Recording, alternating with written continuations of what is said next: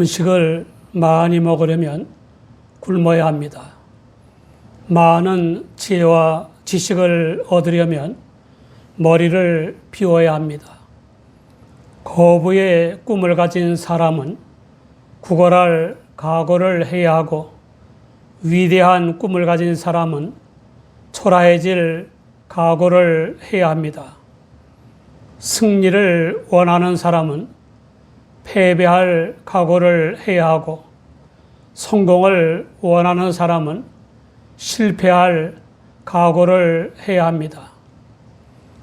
다윗은 위로 7명의 형들이 있었지만 하나님의 사자인 사무엘을 통해서 기름 부음을 받아 왕으로 택정되었습니다. 그러나 왕으로 등극하기 전의 다윗의 인생은 결코 순탄하지 않았습니다.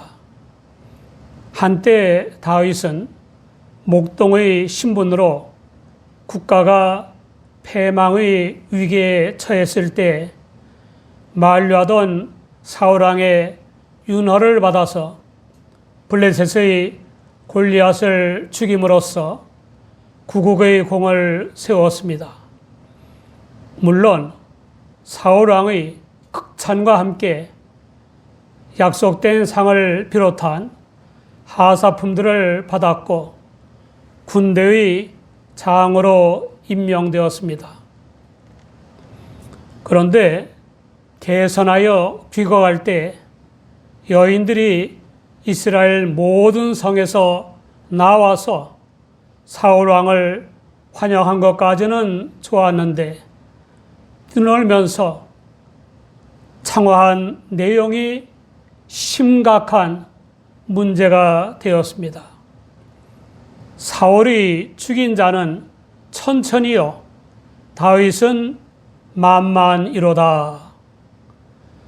사무엘상 18장 8절을 보면 사울이 이 말에 불쾌하여 심히 노하여 가로되 다윗에게는 만만을 돌리고 내게는 천천만 돌리니 그에 더 얻을 것이 나라밖에 무엇이냐 라고 했습니다. 이 일로 다윗은 사울 왕에게 쫓겨다니는 도망자의 삶을 살아야 했습니다.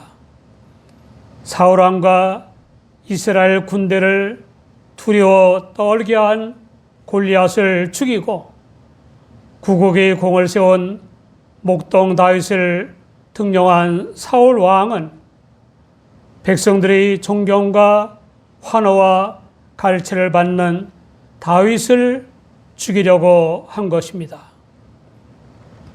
그러나 사울 왕의 아들인 요나단의 도움으로 다윗은 아슬아슬하게 죽음을 모면하곤 했습니다. 결국 도망자의 시인사가 되었고 국내에서는 더 이상 피할 데가 없어서 적국인 블레셋으로 도피했습니다. 블레셋의 접경 지역의 첫 마을인 가드, 즉 엘라 계곡 입구이자 해안 평야의 가장자리에 위치한 지역을 다스리는 아기스 왕에게로 망명한 것입니다. 오죽하면 적국의 왕에게로 망명을 했겠습니까?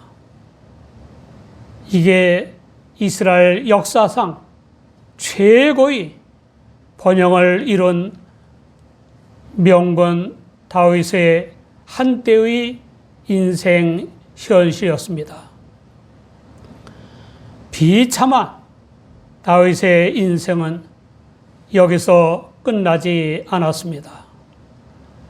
아기스 왕의 신하들이 자국의 거인 용사인 골리앗 장군을 죽인 원수인 다윗을 알아보았습니다.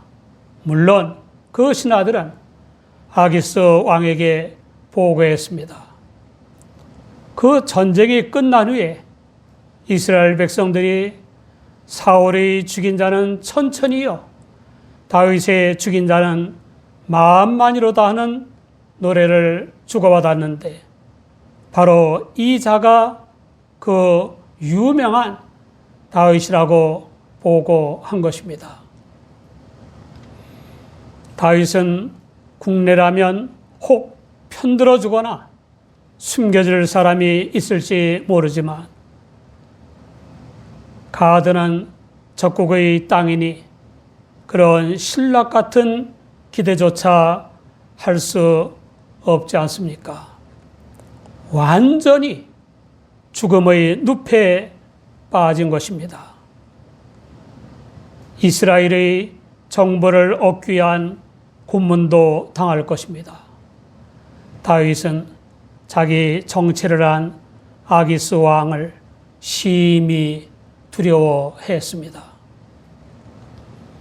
사랑하는 여러분, 우리가 아무리 어렵고 힘들다 한들 다윗보다 더한 처지는 아니지 않습니까? 내 처지가 되어보라고 말할 수도 있을 겁니다.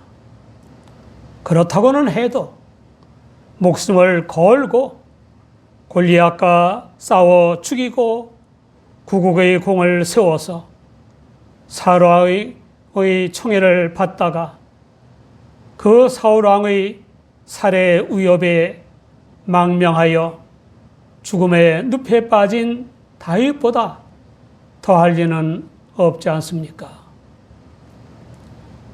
자기 불행을 과장하고 실제의 불행이 아닌 과장된 불행 때문에 파멸하는 사람들이 많습니다.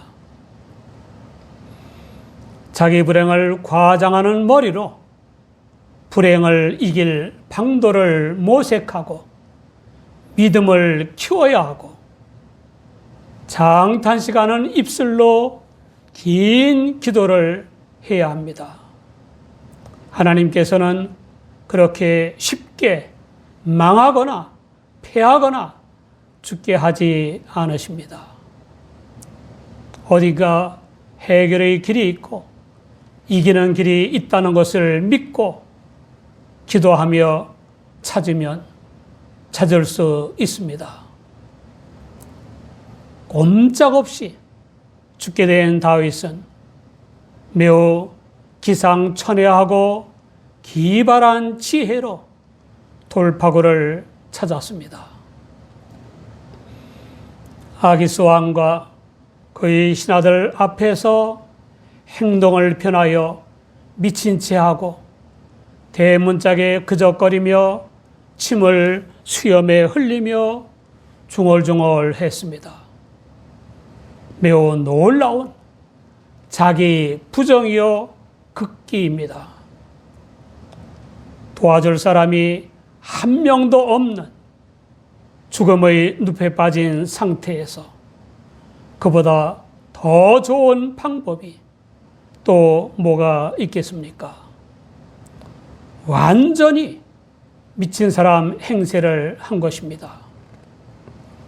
아기스 왕과 신하들의 입장에서 보면 천하를 호령하던 블레셋의 거인 용사인 골리앗 장군을 죽인 다윗이 바로 그 적국인 자기 나라로 망명해 왔다는 자체가 미친 짓이 아닙니까? 아기스 왕이 그 신하들에게 뭐라고 했습니까? 너희도 보거니와 이 사람이 미치광이로다. 어찌하여 그를 내게로 데려왔느냐? 내게 미치광이가 부족하여서 너희가 이 자를 데려다가 내 앞에서 미친 짓을 하게 하느냐? 이 자가 어찌 내 집에 들어오겠느냐? 아기스 왕은 나라에 큰 공을 세울 수 있는 기회를, 어리석음을 드러내는 기회로 바꿔버린 것입니다. 통치자로서 불구대천의 원수를 사로잡고 죽일 수 있는 큰 공을 날려버린 것입니다. 굴러들어온 엄청난 복을 차버리고 엄청난 화를 예비했습니다. 나중 일이지만 사무엘하 8장 1절에 보면 왕이 된 다윗이 블레셋 사람을 쳐서 항복받고 블레셋 사람의 손에서 메대 안마를 빼앗았다고 했습니다. 결과적으로 아기스 왕은 엄청난 이적 행위를 한 것입니다. 아기스 왕은 자리가 아까운 지도자의 전형이요 표본입니다. 이런 지도자는 실력은 없으면서 채통만 내세웁니다. 판단력이 없으면서 어리석은 고집만 부립니다. 인격은 없으면서 권세만을 휘두릅니다. 사랑은 없으면서 이권만 챙기는 겁니다. 그런 아기스 왕은 적인 다윗에게도 복이고 적국인 이스라엘에도 복입니다. 우리는 미친 채 하여 죽음의 위기를 넘긴 다윗에게서 훗날 최고의 번영을 이루고 연전연승하여 부국 강병국을 이룬 위대한 왕이 될 요소를 발견할 수 있습니다. 첫째, 다윗은 과거에 얽매이지 않았습니다. 과거에 골리앗을 죽이고 나라를 건진 공로로 사울왕의 총애를 받던 꿈같은 시절도 다윗을 붙잡지 못했습니다. 다윗의 성격이 과거의 공을 우려먹거나 과거의 수치에 얽매이지 못했습니다. 과거의 종노릇 하느라 복된 가능성을 묻어버리는 인생이 적지 않습니다.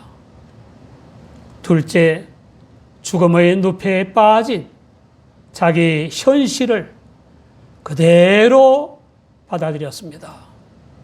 도저히 인정하고 싶지 않은 자기 현실을 인정하고 그 현실 속에서 최선의 길인 미친 짓을 해냈습니다. 싫으나 좋으나 인간에게 부인할 수 없는 가장 확실한 것은 과거도 미래도 아닌 현실입니다.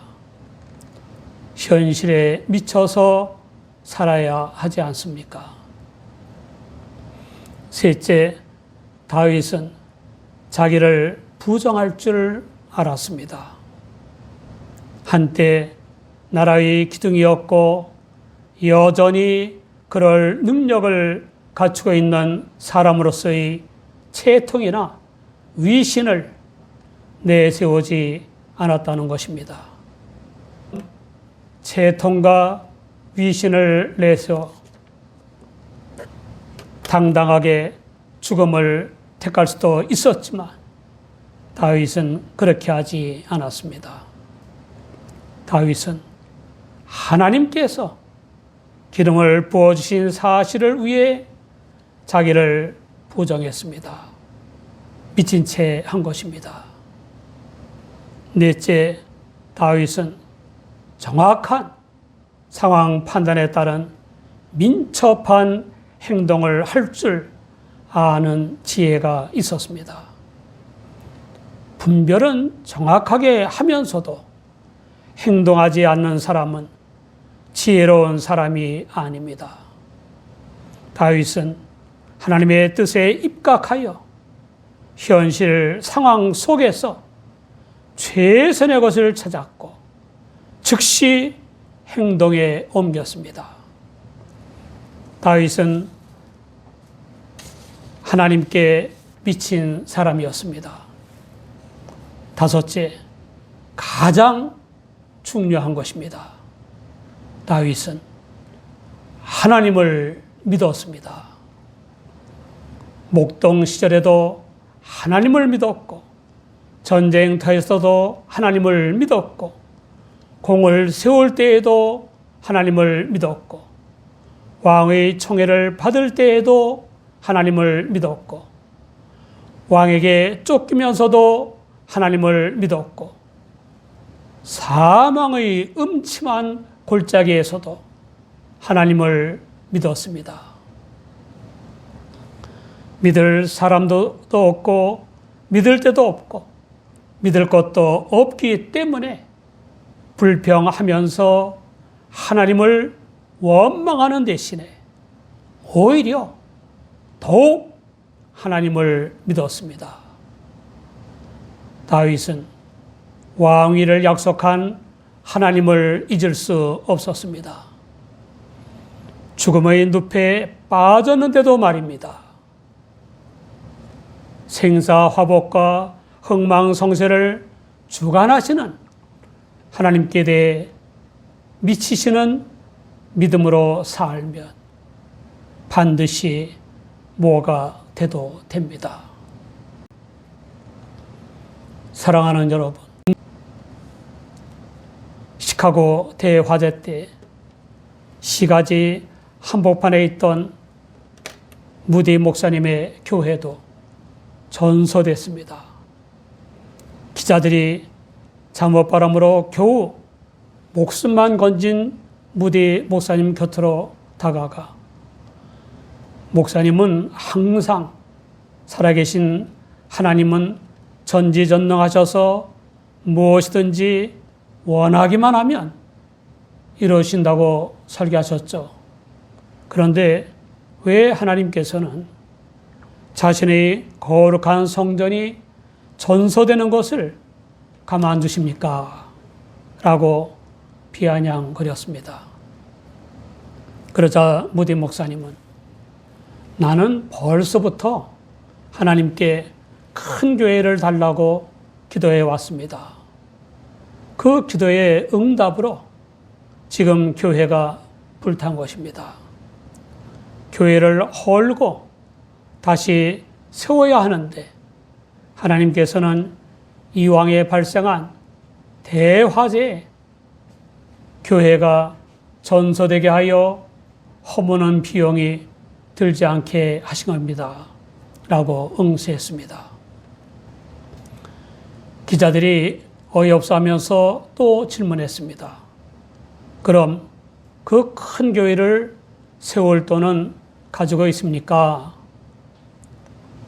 그러자 무디 목사님은 옆구리에 끼고 있던 성경책을 보이면서 나는 수표와 돈을 가지고 나오지는 못했습니다.